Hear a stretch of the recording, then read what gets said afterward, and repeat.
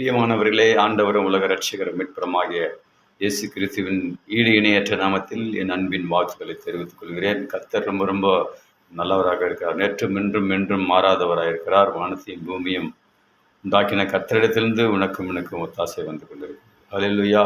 இன்றைக்கு பார்க்கும்போது உலகத்தில் மனிதர்கள் என்னென்னவோ உருவாக்குறார்கள், உண்டாக்குறார்கள். எல்லாம் அழிவின் நேரங்களை நோக்கி கொண்டு போயிருக்கிறது. ஆனாலும் தேவனாகிய கர்த்தர் மண்ணிலே மனுஷனை உண்டாக்கினார். அவர் உண்டாக்கினது எல்லாம் நல்லதுக்கென்றே அவர் மனிதனை உண்டாக்கினார். அதுவும் அவர் பணமின்றி விலையுமின்றி இலவசமாய் அவர் உருவாக்கினவர்.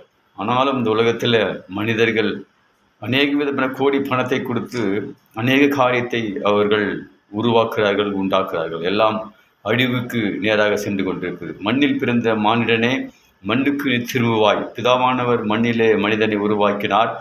அதே புதிய ஏற்பாட்டில் பார்க்கும்போது மனிதன் மரித்து 4 நாள் ஆயிற்று. அந்த மனிதனை உயிரோடு கூட எழுப்பி குடும்பத்தை வாழ வைத்தவர் அருள்நாதர் இயேசு. ஆண்டவராகிய இயேசு கிறிஸ்து அநேக விதமான அற்புதங்களை அதிசயங்களையும் அவர் செய்கிற தேவனாய் காணப்படுகிறார். இன்றும் அவர் செய்து கொண்டிருக்கிறார்.